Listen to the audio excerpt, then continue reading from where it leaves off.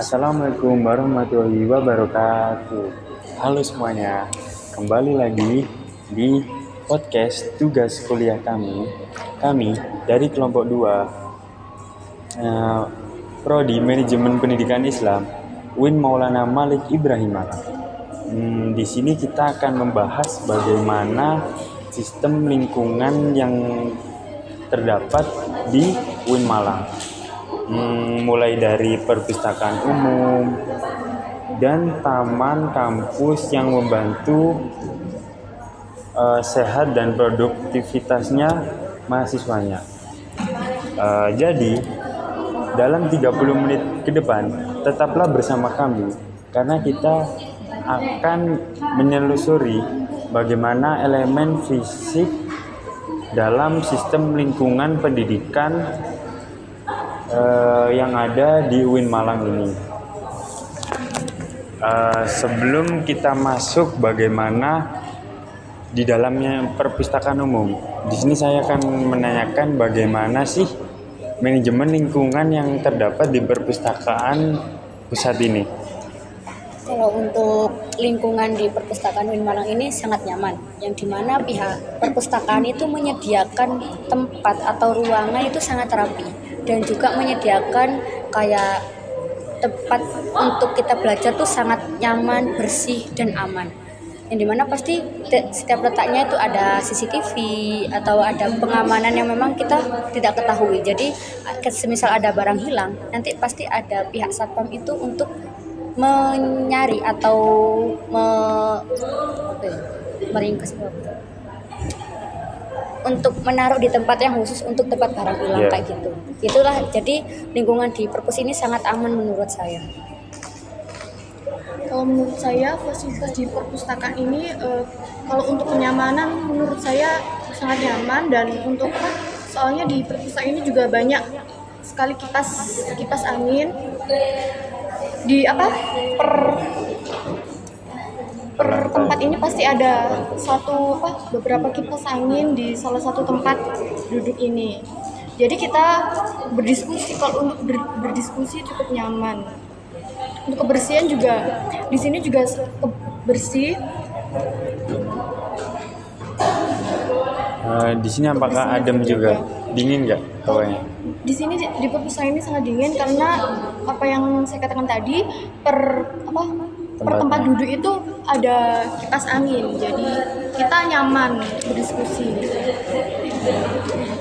Itu dari segi lingkungan fisiknya yang ada di perpustakaan ya.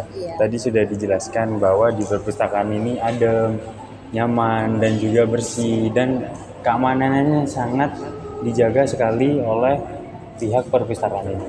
Lalu saya akan menanyakan bagaimana lingkungan sosialnya yang ada di perpustakaan ini.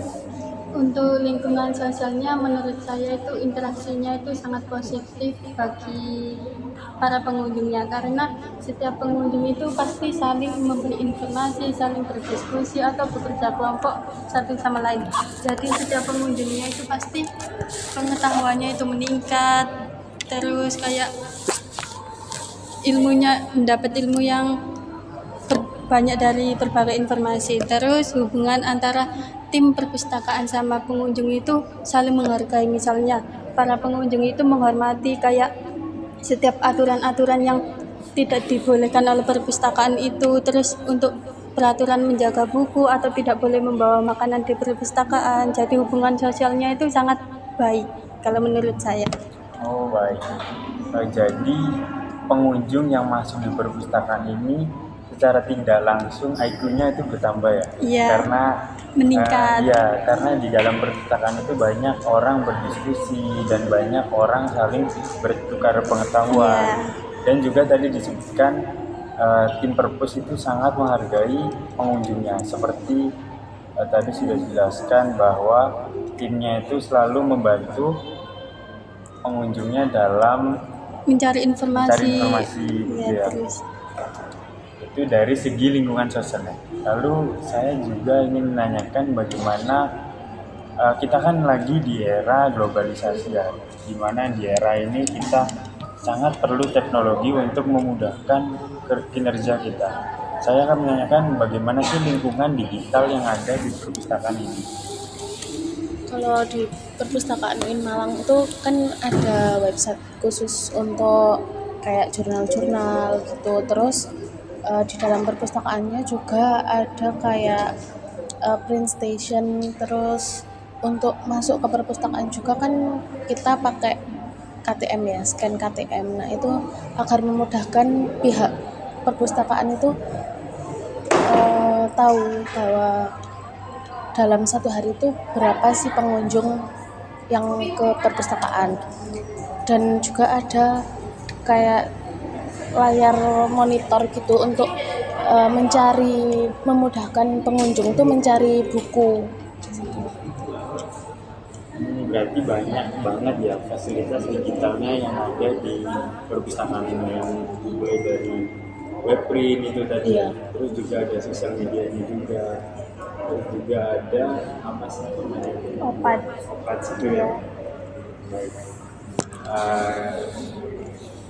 Nanti kita juga akan membahas tentang lingkungan tadi itu ya, tapi saya ingin lanjut bagaimana sih cara mengakses perpustakaan offline-nya. Jadi bagaimana sih cara masuknya ke dalam perpustakaan offline-nya?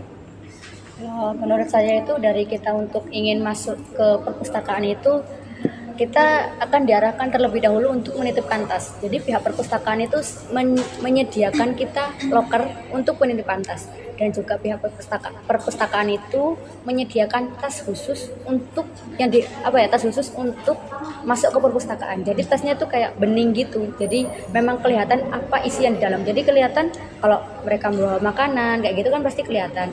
Jadi pihak satpam itu akan memberhentikan gitu kalau memang di dalam perpustakaan itu kita tidak boleh membawa makanan untuk menjaga kebersihan gitu. Jadi contohnya semisal ada mahasiswa itu masuk, mereka itu masuk ke loker terlebih dahulu, terus kan juga ditukar tasnya untuk menjadi tas bening kayak gitu kan. Jadi kelihatan, satpam itu bakal kelihatan apa saja yang kita bawa untuk masuk ke perpustakaan ini kayak gitu. Jadi semisal kita membawa sebuah jajan, maka pihak satpam akan memberhentikan kita di depan. Jadi kayak diperingatkan untuk tidak boleh makan di dalam perpustakaan untuk menjaga sebuah kebersihan seperti itu. Dan kita selesai untuk sudah bertukar tas, kita akan di sana untuk diharuskan menyekan KTM, yang dimana kita itu hanya menyekan saja untuk memudahkan kita masuk ke perpustakaan. Lanjut, Mang. Kalau menurut saya kan soal keamanan di perpustakaan ini kan per lantainya kan ada penjaganya, seperti penjaga perpustakaan lantai 1, lantai 2, dan lantai 3. Itu untuk mengetahui untuk menjaga keamanan di per lantai tersebut. Keamanan perpustakaan di per lantai tersebut. Untuk mahasiswa itu seperti membawa apa gitu. Jadi keamanannya itu terjaga dengan adanya penjagaan di setiap lantai perpustakaan tersebut. Baik. Itu tadi sudah dijelaskan bagaimana cara masuk perpustakaan ya. Dari tadi saya melihat ini tuh kunci loker untuk penitipan tas ya. Iya, itu memang pihak kampus menyediakan kunci loker seperti Iya. ini untuk Jadi ini contohnya ya. kayak gini. Jadi kita itu masukkan tas kita, tas barang yang ingin kita bawa seperti laptop atau buku itu dipindahkan ke tas yang disediakan oleh perpustakaan seperti itu. Baik. Jadi di sini itu sangat menjaga keamanan dan juga sangat menjaga kebersihan perpustakaannya. Seperti tadi sudah dijelaskan oleh Mbak Apip itu di mana pengunjungnya tidak diperkenakan membawa makanan agar perpustakaan tetap terjaga kebersihannya dan pengunjung jadi bisa lebih fokus karena kalau pengunjung belajar makan jadi kayak minyak kena buku gitu dan itu juga bisa mengotori buku-bukunya. Terus tadi sudah dijelaskan keamanan di perpustakaan ini sangat aman karena di setiap lantainya pasti ada petugas keamanannya untuk berjaga-jaga dan mereka juga diperuntukkan untuk membantu para pengunjung. Setelah itu saya ingin menanyakan, tadi kan sudah dijelaskan bagaimana per lantainya itu terdapat petugas-petugas keamanannya ya. Saya ingin menanyakan sih dari kalian, di perlantainya itu terdapat apa saja ya untuk fasilitas yang belum dijelaskan tadi? Kan di perpustakaan UIN Malang ini terdapat 3 lantai. 3 lantai. Untuk yang lantai pertama itu fasilitasnya itu kayak ruangannya itu terbuka, jadi untuk belajar yang nyantai, yang tidak terlalu serius atau bekerja kelompok gitu. Tetapi kayak fasilitasnya kipas, terus tempat duduknya itu juga sangat memadai. Untuk di lantai 2 itu terdapat ruangan yang untuk cek Turnitin, terus untuk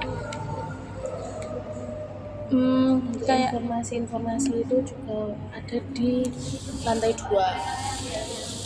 untuk yang lantai 3-nya itu terdapat ruangan kayak kita belajar itu yang mandiri, yang serius itu terdapat di lantai 3. Kayak ruangan untuk podcast, untuk diskusi, Kak. Di lantai 3 itu terdapat ruangan yang sendiri-sendiri itu loh, buat kita tuh fokus untuk belajar. Kalau di lantai 1 kan kayak terbuka gitu. Gitu ya. Tadi sudah jelaskan di lantai 1 itu ruangannya lebih terbuka dan lebih diperkenakan untuk orang-orang yang sedang bekerja kelompok, karena kan kalau kerja kelompok kan pasti ramai ya. Iya. Nah, sedangkan kalau di lantai 1 ini sangat cocok karena tempatnya terbuka dan apabila ramai suaranya tidak terlalu bising, karena mungkin di sebelah-sebelahnya pasti bising juga karena kan di lantai 1 kan banyak yang kerja kelompok ya. Lalu kalau di lantai 2 itu tadi lebih fokus tempat informasi ya. Iya. Coba sih bagaimana dijelas disebutkan apa saja yang ada di lantai 2 itu.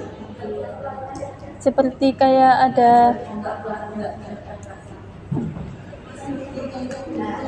kayak digital library service gitu, terus ada tesis service, terus ada tempat untuk cek Turnitin, terus seperti Zetero gitu, terus ada collection development division. Begitu ya. Jadi di lantai 2 emang sangat fokus tentang penginformasian atau lebihnya digital ya. Ya. Lalu kalau di lantai 3 itu tadi belum dijelaskan terdapat apa saja di lantai 3. Untuk lantai 3 itu ada musola, ada toilet juga di lantai 3. Terus semua koleksi bukunya itu ada di lantai 3. Terus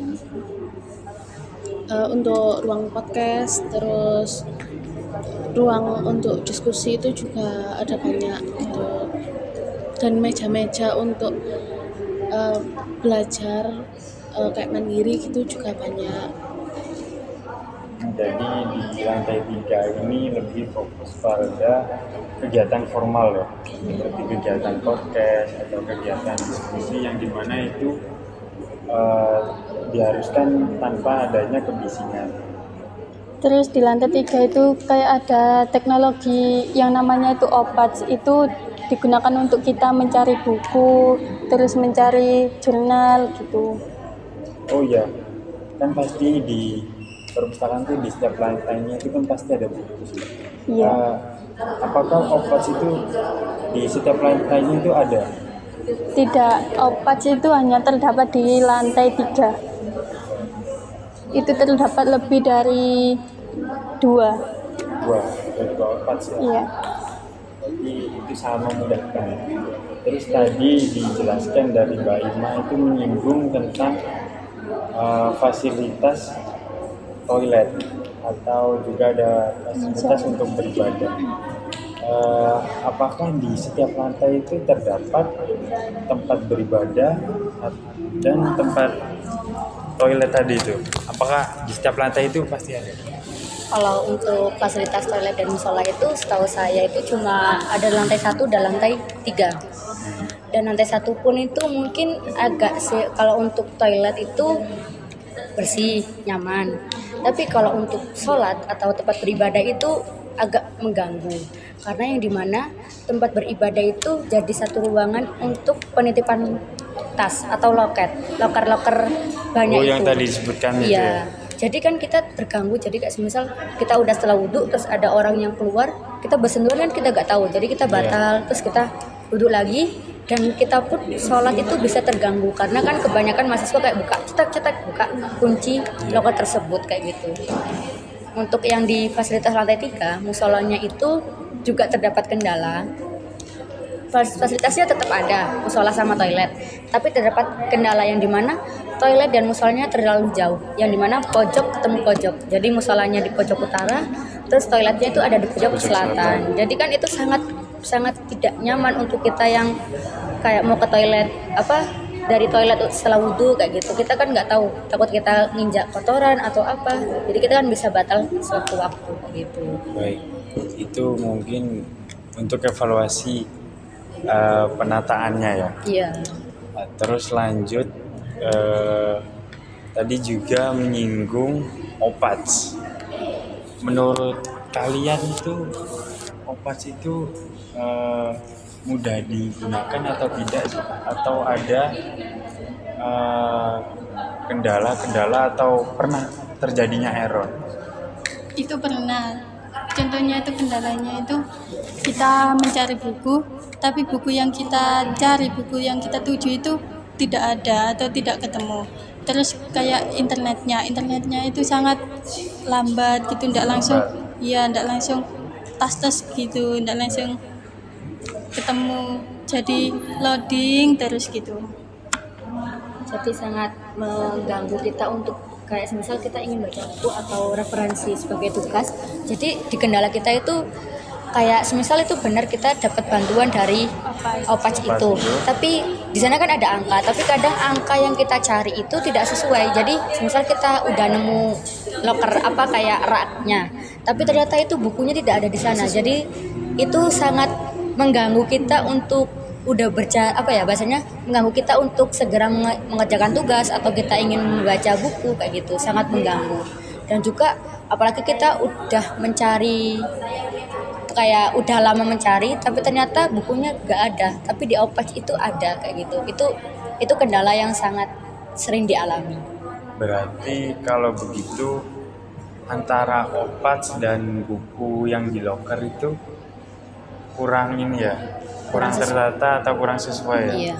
Berarti kedepannya evaluasi dari perpustakaan setiap harinya harus ada pengaturan buku-buku itu agar sesuai ya. Iya. Karena saya juga pernah sih ke lantai 3 itu, saya ingin mencari buku manajemen, tapi saya itu menemukan bukunya itu di loker tentang pembahasan psikologi. Berarti penataannya itu kurang fleksibel gitu loh. Itu juga bisa kayak itu dari pengunjungnya kan setiap orang kan beda-beda, ada yang mentaati peraturan, ada yang tidak. Kalau yang seperti itu Mas Gal kayak menemukan buku manajemen di rak psikolog, berarti kayak pengunjungnya habis meminjam buku manajemen tersebut tidak dikembalikan ke rak yang sesuai, tetapi asal naruh gitu. Itu kalau enggak gitu ya kayak tim perpustakaannya itu tidak kayak mengevaluasi dan enggak dicek satu persatu rak itu. Ya. Apakah ada tim untuk pengecekan rak-rak buku setiap harinya? Yang Anda ketahui ada atau tidak? Biasanya pasti ada, tapi mungkin manajemen kayak SDM-nya mungkin kurang. Jadi kalau untuk buku yang sebanyak itu kita kan kekurangan SDM pasti tidak mampu gitu untuk mengecek satu-satu buku. Jadi mungkin kekurangannya itu di SDM untuk pengecekan di buku seperti itu.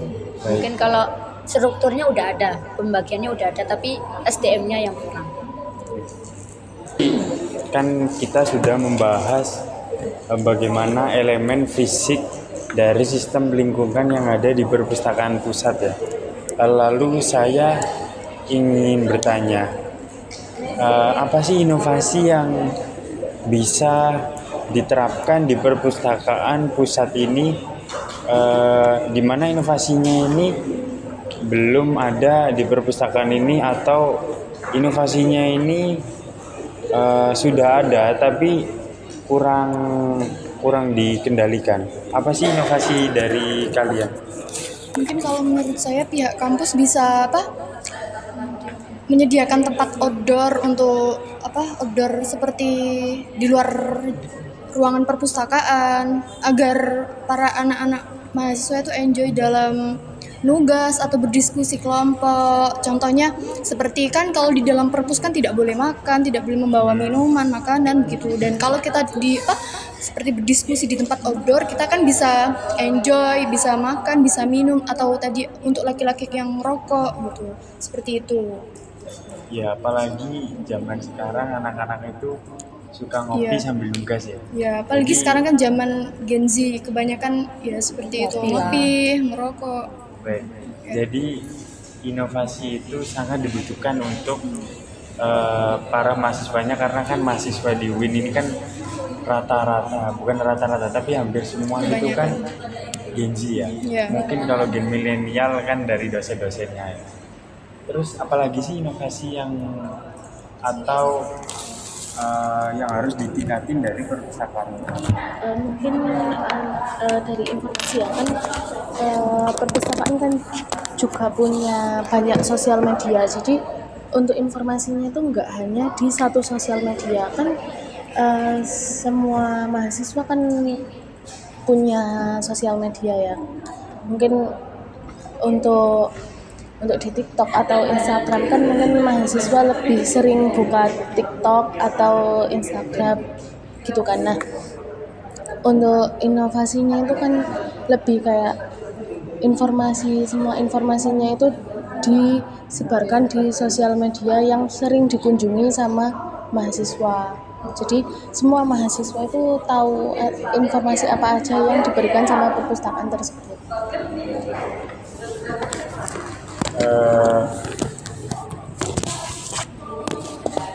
Tadi sudah dijelaskan bahwasannya di perpustakaan ini sudah ada sosial medianya seperti tadi itu TikTok, Instagram, Telegram. Tapi di mana dirasa di situ itu kurang ditingkatnya dari segi kreativitasnya ya.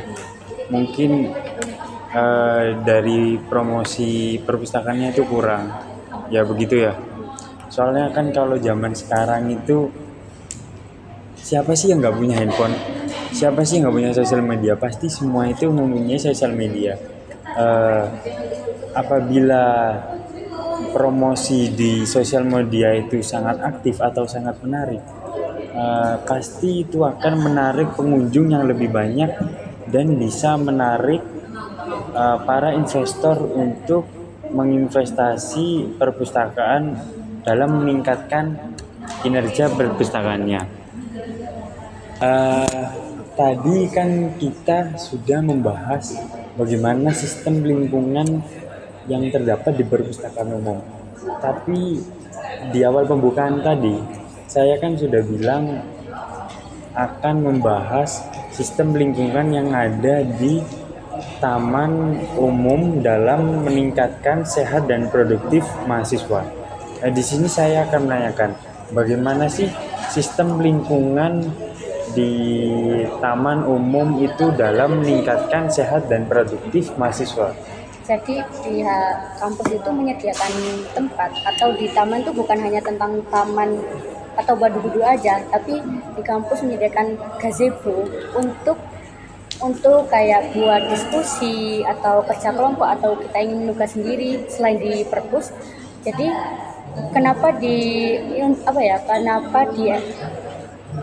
sebut suasana yang sehat, yang dimana itu kan lingkungan itu bersih, jadi kan itu kan sangat sehat kayak gitu kan, dan juga produktif, yang dimana mahasiswa juga akan produktif kayak leluasa untuk saling bertukar informasi, dan juga kayak leluasa kayak menurut saya kayak gini kan tanpa harus mengganggu orang lain. Kan kalau di perpustakaan kita kan tidak boleh terlalu bising, yang dimana pasti orang lain juga mengerjakan tugas. Tapi kalau di gazebo itu kan banyak orang yang berseliweran, jadi kayak kita bising tuh tidak terlalu mengganggu orang sekitar kita gitu.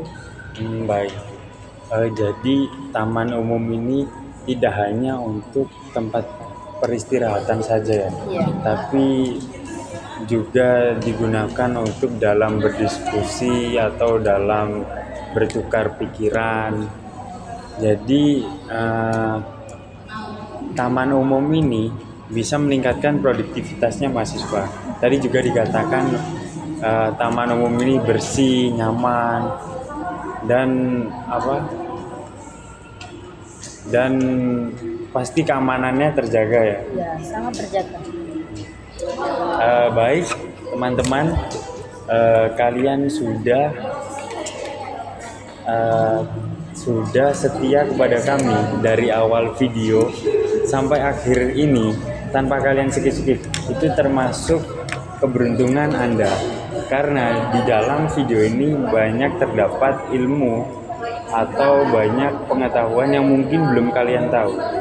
Tadi kita sudah membahas tentang sistem lingkungan yang terdapat di Perpustakaan Pusat UIN Malang. Tadi juga kita sudah membahas bagaimana kebijakan yang ada di Perpustakaan Pusat UIN Malang, dan juga kita membahas bagaimana taman umum yang ada di Malang itu bisa meningkatkan sehat dan produktivitasnya mahasiswa. Jadi di episode kali ini kami tutup, dan kita akan kembali lagi di lain waktu, dan kita akan membahas tentang pengetahuan yang mungkin kalian belum tahu. Dan jangan lupa like, subscribe, dan komen. Terima kasih. Wassalamualaikum warahmatullahi wabarakatuh. Pak, boleh.